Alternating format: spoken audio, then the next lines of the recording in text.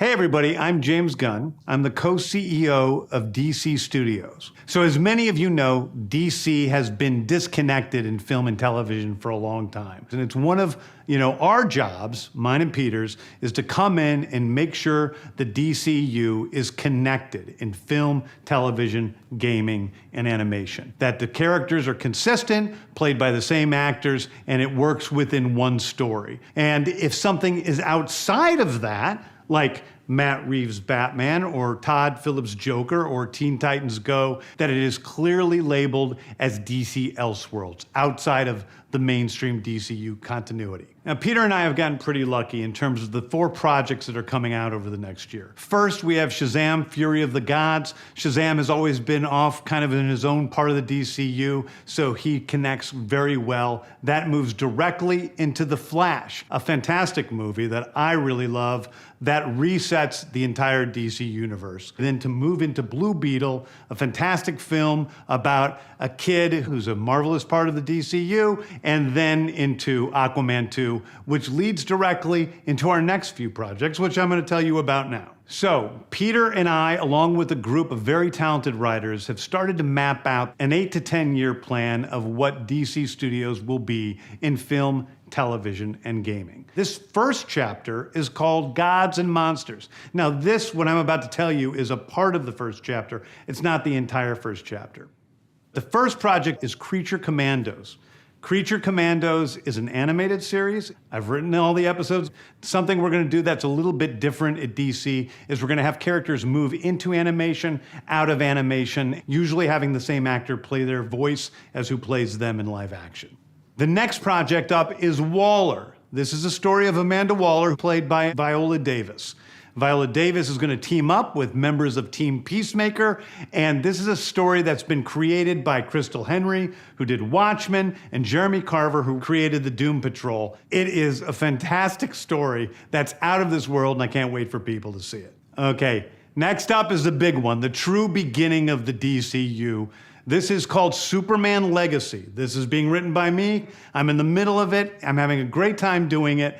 And Superman will be released into theaters July 11th, 2025. Okay, the next thing is a big premiere HBO television series called Lanterns. This is a story of a couple of Green Lanterns, John Stewart and Hal Jordan, and we have a few other Lanterns peppered in there, but this is really a terrestrial-based TV show, which is almost like True Detective with a couple of Green Lanterns who are space cops watching over Precinct Earth. In it, they discover a terrifying mystery that ties into our larger story of the DCU. Next is a big movie called The Authority. The Authority is a passion project of mine. It's based on the marvelous Wildstorm characters we are now bringing into the DCU and will interact with all of our primary DCU characters. The Authority are a group of superheroes who think the world is broken and they want to fix it by any means necessary. I think it's a very different look at superheroes.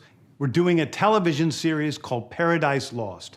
Paradise Lost is the story of Paradise Island, usually known as Themyscira, which is the birthplace of Wonder Woman. It's almost like Game of Thrones with Westeros, but with all of the inhabitants of Paradise Island. The introduction of the DCU's Batman is The Brave and the Bold. The Brave and the Bold is the story of Batman and his actual son, Damian Wayne. This is based on Grant Morrison's great comic book run. Damian Wayne is my favorite Robin. He's a little assassin who Batman tries to get in line, and so this is the story of the two of them and the beginning of sort of the Bat family in the DCU. Next up is a TV series called Booster Gold. Booster Gold is one of comics' really popular cult heroes. He is a fascinating guy. He's a loser from the future who uses future technology to come back to present day and become a superhero so that people will love him. It is basically the superhero story of imposter syndrome on an HBO Max series. One of my favorite comic book series from last year was Tom King's run on Supergirl, Woman of Tomorrow. And so we're going to turn that into a big science fiction epic film. Now, Superman is a guy who was sent to Earth and raised by loving parents, whereas Supergirl in this story, she is a character who was raised on a chunk of Krypton. She watched everybody around her perish in some terrible way, so she's a much more jaded character. And that brings me to Swamp Thing, the last thing we're going to talk about, a very dark horror story in the origins of the monster who is Swamp Thing. And although it's totally outside of the rest of the DCU, it will still feed into the rest of the stories. Anyway, those are the stories that I can tell you about right now. I've loved the DC characters since I was a child. They're incredibly important to me.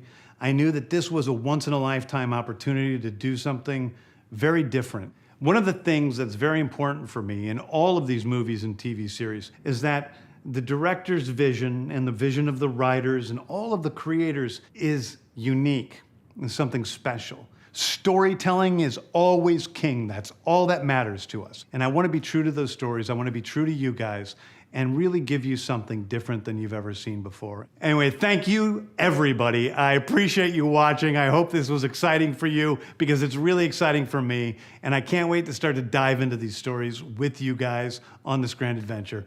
Thank you so much.